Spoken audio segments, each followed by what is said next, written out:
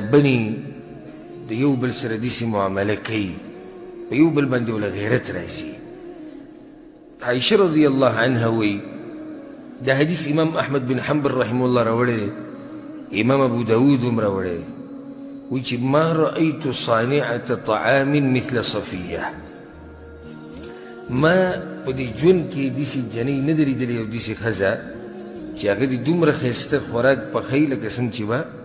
صفیه رضی الله عنها پخو. ډېر مزیدار خوراک به یې جوړه او پخو به یې، او دا د ښځې کمال وي. اوچته ښځې کې دا صفت وي چې څه کوي، ډوډۍ ښه پخوي او د خاوند د مېلمنو خیال ساتي. اوس دا داسې ښځه راوستي چې ته د هغې نه ښه پخلی کوې، په څه شي نه پوهېږي، روزانه په دې دال وي دله کولمې دغه کړې او په دې پالکو او دغې ته ناستې غټ نه غټ پروګرام دا وکړي چې وي ساده وریجې پخ کړي. نو ښځه تکړه ښځه هغه ده چې هغه قسمه قسم خوراک هم پخولی شي او د خاوند د مېلمنو خیال هم ساتلی شي. او د مېلمنو خیال هغه ښځه ډېره ساتي چې هغه تکړه په دې کارونو کې، چې څه وله نه ورځي، چې څه وله نه ورځي نو هغه بیا غریب مېلمه به څه راولي، ځکه چې د خپل حالت معلوم دي. هغه په زړه کې وایي چې ما چې د کور کې ونه خوړه نو مېلمه به یې څه وکړي. داسې خلک شته دي، داسې خلک شته چې هغوی د دې دلاسې مېلمانه کور ته نه شي ووایي، خبرې چې څه وله نه ورسي. او دا د مور پلار په دې کې غټ لاس وي چې لور ته د تربیت ورکړي چې ته به د خاوند کور څنګه سنبالې او څنګه به یې ساتې، نو به یې خاوند هم خوشحالوي، خپلوان ته هم خوشحالوي، مېلمان هم خوشحالوي. نو صفیه رضی الله عنها کې یو اوچت صفت دا و چې هغې به ډېر ښایسته پخلی کو، چې هغه به د پیغمبر صلی الله علیه وسلم ډېر خوښ و. نو وایي چې یو پیر وایي زه د پیغمبر صلی الله علیه وسلم سره ناسته وم او ورځ هم د عایشه رضی الله عنها وه. وایي چې اهدت إلى النبي صلى الله عليه وسلم إناء فيه طعام، هغې یو لوښی راولېږه په هغې کې خوراک و، وایي چې دا پیغمبر صلی الله علیه وسلم له ورکړي دا د هغه خوښي. نو دا یو خادم له دا لوښی ورکړی و چې دا ویس، چې کله هغه خادم راغی وایي چې دا پلانې رالېږلی دی، وایي چې پیغمبر صلی الله علیه وسلم له ورکړه، وایي فما ملکت نفسي ان کسرته،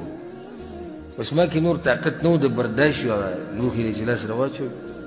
هغه لوښی هم مات کړو، څه چې به کي و هغه دې ټول واورېد. نو پیغمبر صلی الله علیه وسلم څومره حکیم انسان دی. او ما تاسو ته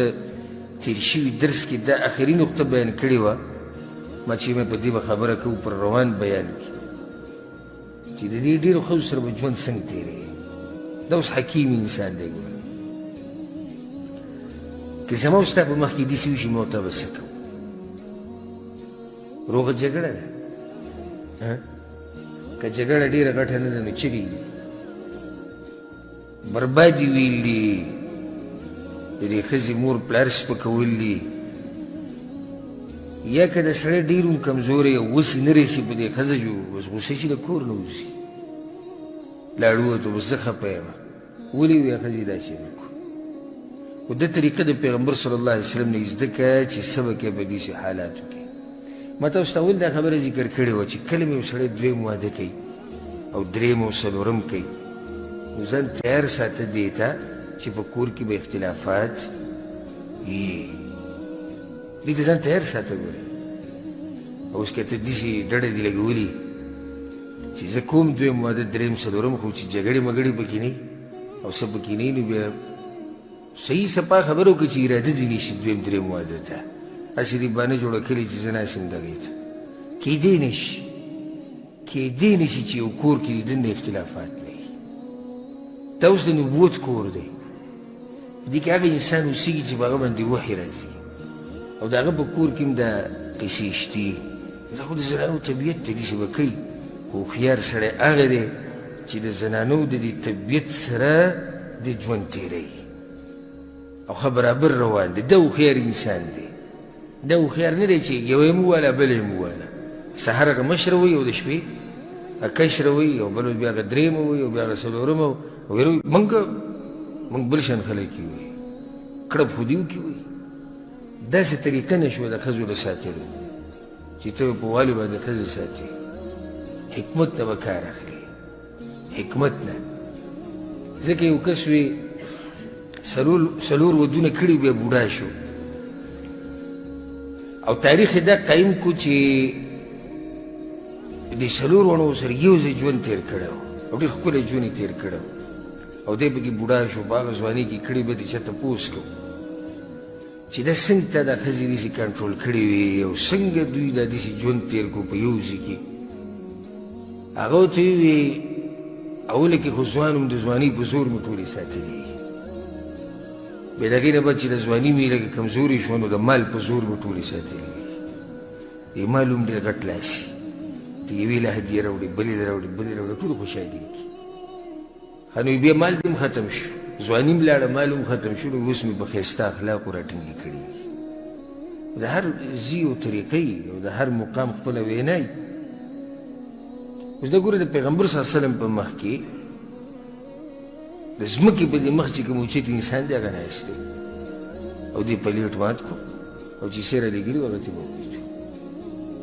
څه به کې په دې موقف کې او څه به ستا طریقې د زده که د امام اعظم پیغمبر صلی الله علیه وسلم طریقه دا ده وی کله چې ما دا پلیټ مات کړو فتبسم النبي صلی الله علیه وسلم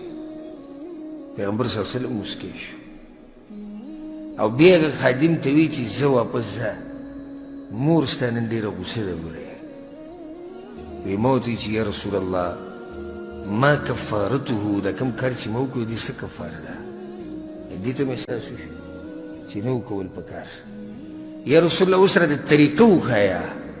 هغه ورته اناء کاناء دغه لوښي په شان لوښی به ورله ورکوې دا یې کفاره ده ځکه چې د هغې لوښی دې مات کړی بل لوښی هغې راواغستو د خپلې کوټې نه هغه خادم له یې ورکړو واپس یې ولېږو کیسه څه شوه ختمه شوه نه جګړه وشوه نه اوازونه اوچت شو نه بدیره دې ویلی شوې نه غوغا جوړه شوه په کور کې ټوله کې زمونږ کورونو کې غوغا جوړه شي ګاونډیان پکې کله نه کله ګواښ لری شي هره ننوځي او دا نه چې کور کې درې ښځې دي یا دوه دي جګړه جوړه زمونږ د پښتنو یو ښځه ده اکثر دا یوې سره دومره جاخه جوړه شي چې بیا پکې بارایي خلک ګواښ له راننوځي اوس خو د حالت ښه شوي دي خو د مشرانو نه تپوس وکړه پردي به درنه رالو ګواښ به یې کوو داسې جاخه به جوړه شوې